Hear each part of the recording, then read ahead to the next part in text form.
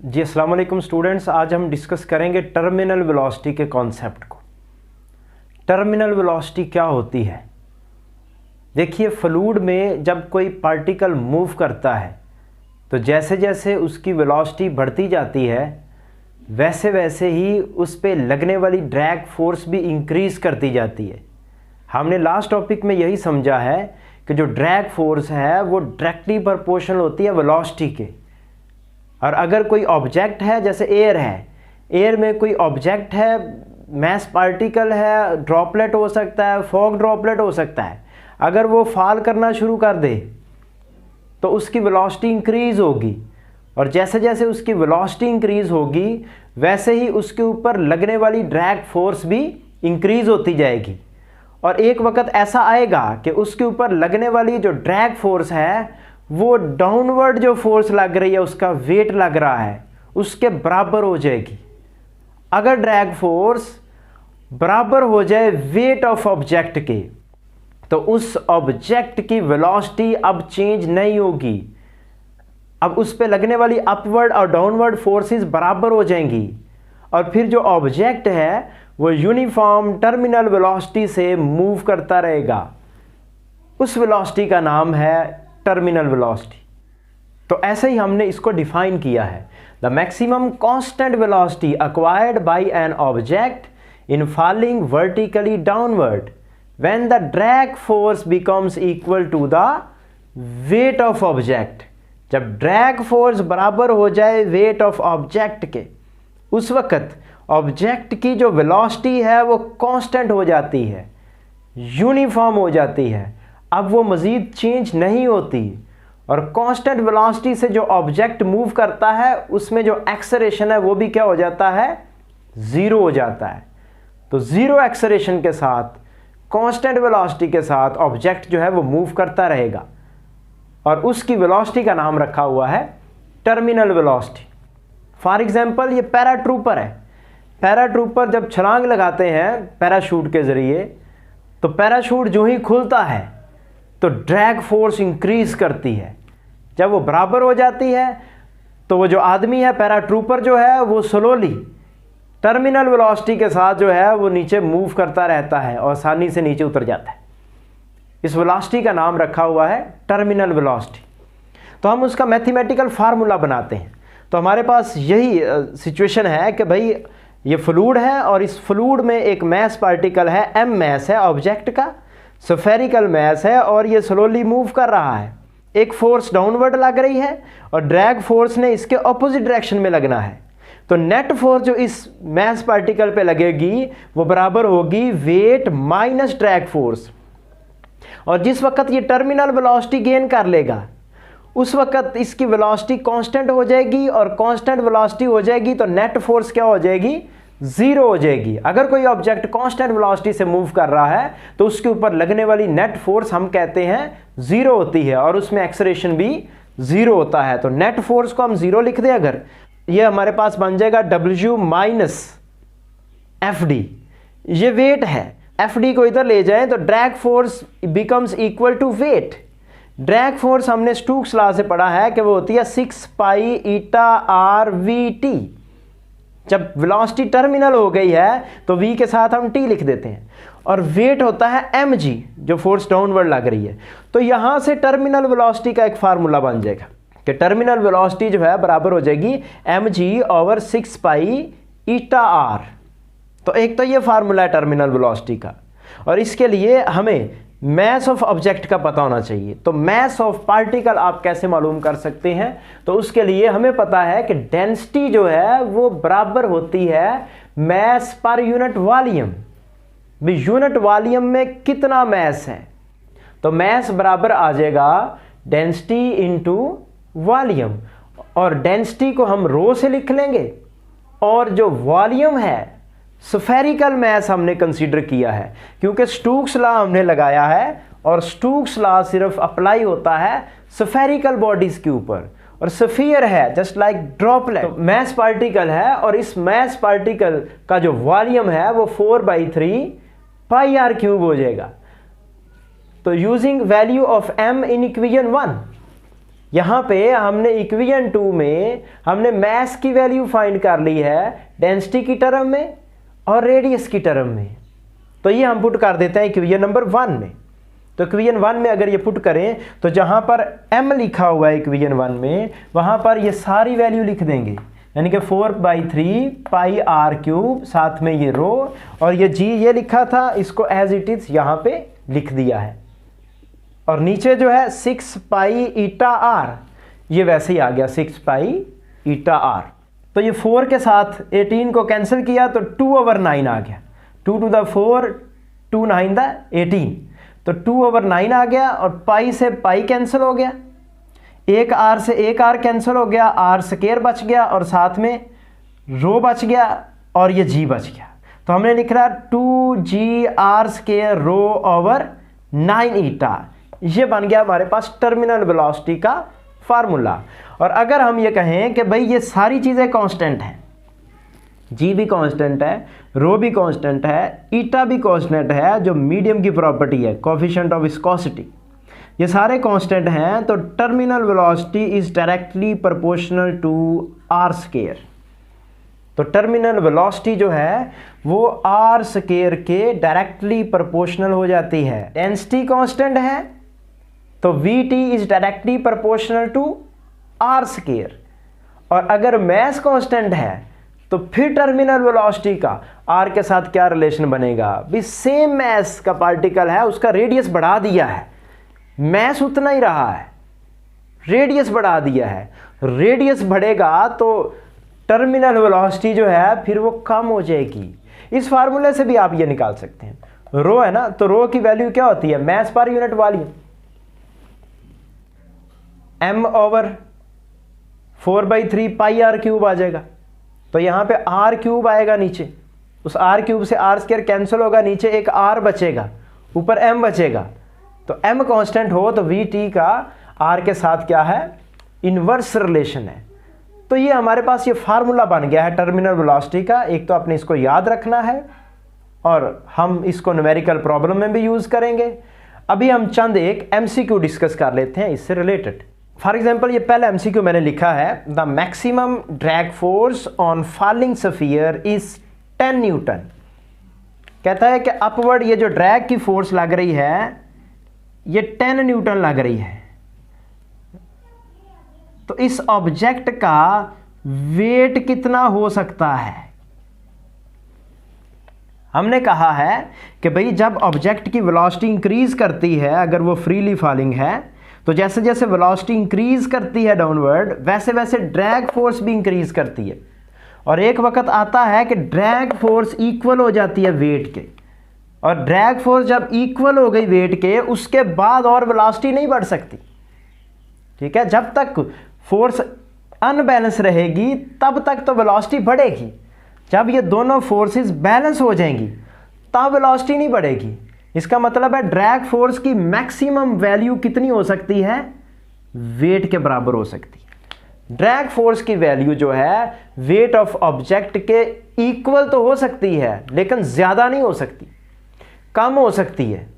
ठीक है, जब टर्मिनल वेलोसिटी अभी गेन नहीं हुई तो ड्रैग फोर्स जो है वो कम होगी। जब टर्मिनल वेलोसिटी अटेन हो गई तो उस वक्त ये दोनों बराबर हो जाएंगे, तो इक्वल हो सकते हैं। तो वेट फिर कितना होगा, 10 न्यूटन ही होगा। तो ड्रैग फोर्स अगर 10 न्यूटन हो गई है तो वेट भी जो है वो 10 न्यूटन होगा। तो 10 न्यूटन होगा वेट। नेक्स्ट हमारे पास MCQ है, when the body is falling under action of gravity with terminal velocity then acceleration is. अगर वेलोसिटी फॉल कर रही है टर्मिनल वेलोसिटी से, तो हमने कहा है कि वेलोसिटी ऑब्जेक्ट की बढ़ती जाती है जैसे जैसे डाउनवर्ड मूव करता है। एक वक्त आता है कि डाउनवर्ड फोर्स और अपवर्ड फोर्स, यानी कि वेट और ड्रैग फोर्स, ये आपस में बराबर हो जाती हैं। जब ये इक्वल हो जाएंगी तो इस पे लगने वाली नेट फोर्स क्या हो जाएगी, ज़ीरो हो जाएगी। और अगर किसी ऑब्जेक्ट पे नेट फोर्स ज़ीरो लगे तो न्यूटन लॉ के मुताबिक एक्सेलरेशन जो है वो क्या हो जाता है, ज़ीरो हो जाता है। F = ma। अगर फोर्स ही ज़ीरो है तो एक्सेलरेशन भी क्या हो जाएगा, 0 हो जाएगा। तो जो ऑब्जेक्ट टर्मिनल वेलोसिटी से डाउनवर्ड मूव कर रहा है उसका एक्सेलरेशन जो है वो 0 होगा। नेक्स्ट एक और एमसीक्यू लिखा है आपके लिए, if the radius of droplet is doubled, अगर रेडियस को डबल कर दें तो टर्मिनल वेलोसिटी पे क्या फर्क पड़ता है। अकॉर्डिंग टू दिस फार्मूला, ये फार्मूला हमें बना के उसने दिया है, रो कांस्टेंट रख के, ईटा कांस्टेंट रख के, जी कांस्टेंट रख के, आर अगर डबल होगा तो आर डबल हो जाएगा तो 2 का स्क्वायर होगा, तो 2 टू द 4 हो जाएगा, तो वेलोसिटी क्या हो जाएगी, 4 टाइम्स हो जाएगी, क्योंकि terminal velocity is directly proportional to square of radius. तो जब रेडियस डबल होगा तो वेलोसिटी जो है वो 4 टाइम्स हो जाएगी टर्मिनल वेलोसिटी।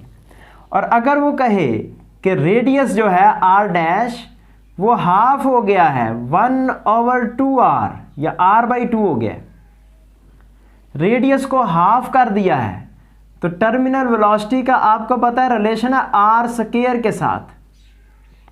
और अगर रेडियस हाफ हो गया है तो 1/2 या r/2 का करेंगे स्क्वायर, r डैश अगर vt डैश मालूम करना है तो हमारे पास आ जाएगा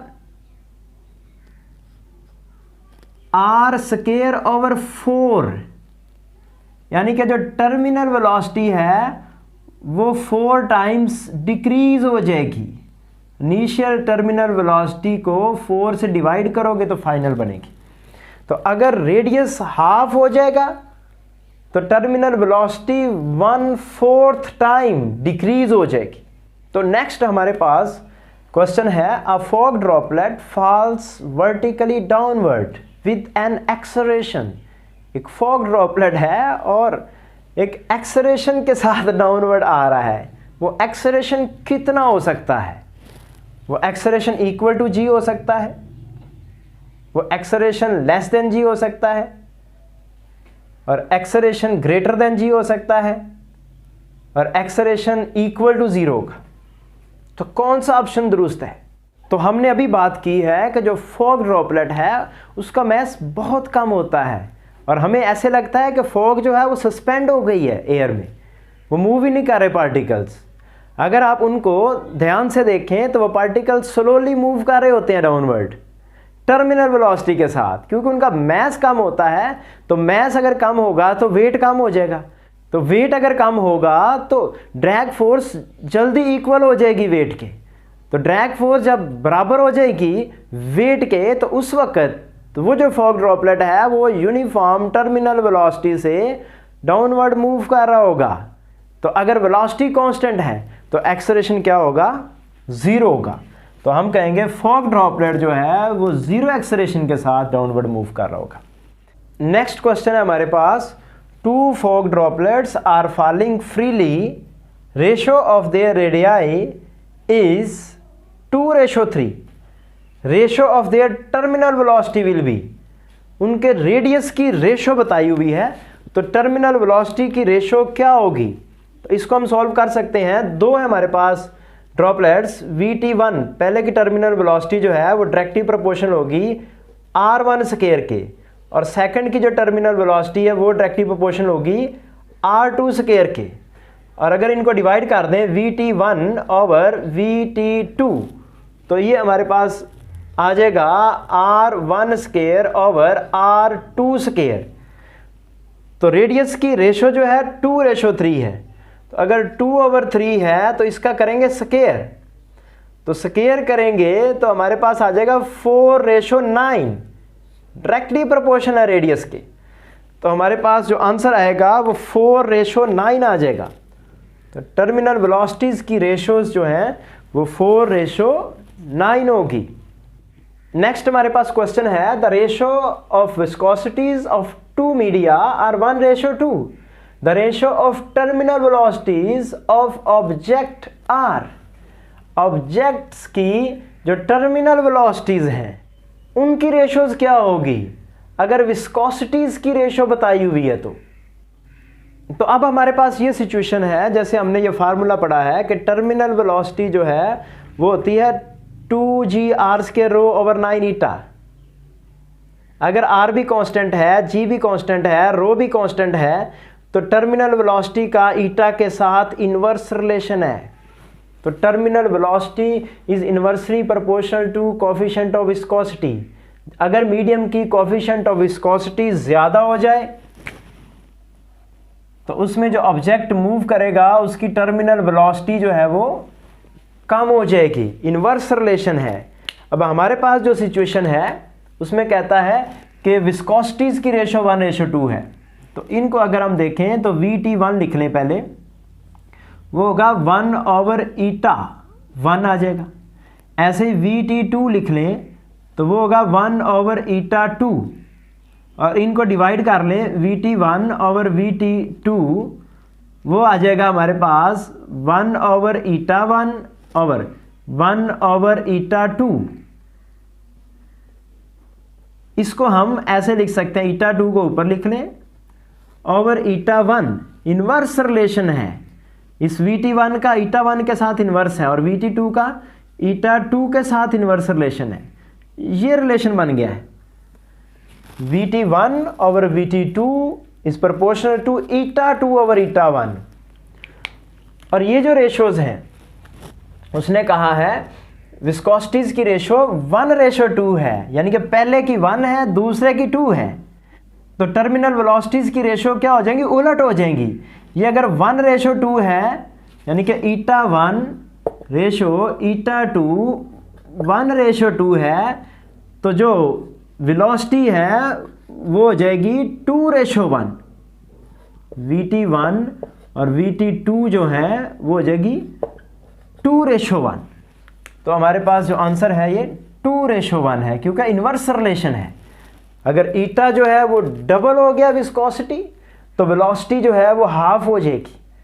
जिसका ईटा 1 है उसकी वेलोसिटी डबल है, ईटा डबल हुआ तो वेलोसिटी जो है वो हाफ हो जाएगी।